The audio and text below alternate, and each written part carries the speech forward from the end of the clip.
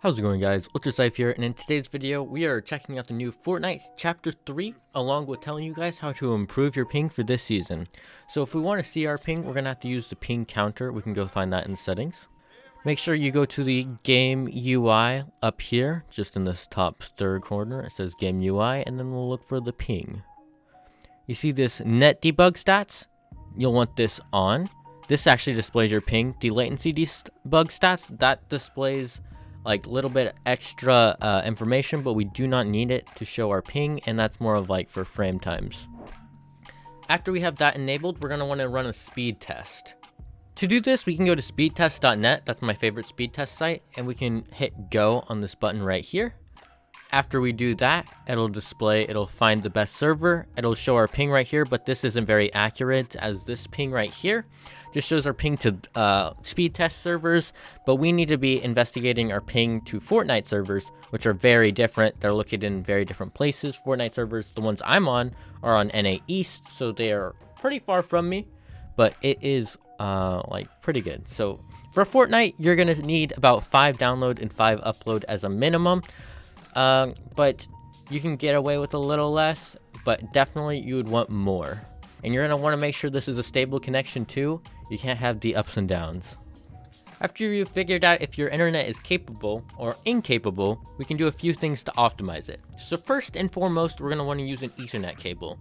You're going to want to plug this into your wall if you have an RJ45 in your wall, or directly into a switch, or use like a long cable to your router. Or if your router is next to you, you don't even need a long cable.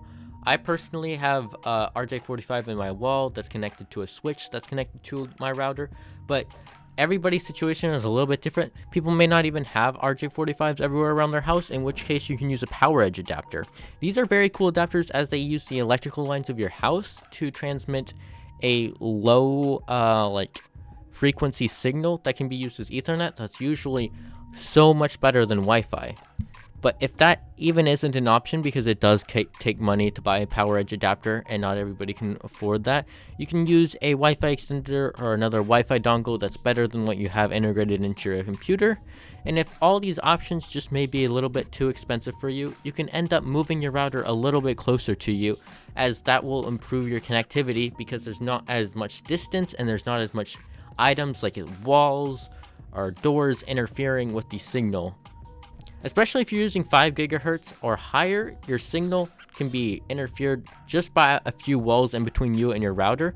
2.4 gigahertz does a little bit better at this by mitigating it, but the best way to do this is just by making sure that you're as close as to your router as possible. The next step we can take, if you really want to get into the nitty-gritty of your own system, is check if you have any other applications running. To do this, you can go into Task Manager by typing Task Manager in your Explorer bar, and then you can organize everything on your computer by your CPU or your network. Those are what's going to be causing your high ping. You can see that I have a voice meter banana right here that's taking up a little bit of bandwidth, but it's not taking up a lot. You can see what percentage of your bandwidth is taking up by calculating this in relation to your speedtest.net. If something is using all of your networking capability, or just using like over 10, over 100 megabits per second, like you have a Steam game update or another Epic Games updating, then you might want to pause that game updating or close the task entirely before continuing your Fortnite, or just waiting to play Fortnite until that is over. If all else fails and you know what you're paying for, like a speed, like say you're paying for 100 up or 100 down, 10 up, and you're not getting that, you can go and restart your modem or router, or you can get in contact with your ISP. Before you restart your modem or router, make sure everybody on your network is cool with it, or your parents are cool with it, because this will impact everybody who's using it, especially if it's your modem or router. Everybody who's connected over Wi-Fi or Ethernet will be disconnected until the router restarts in like 10 minutes or so.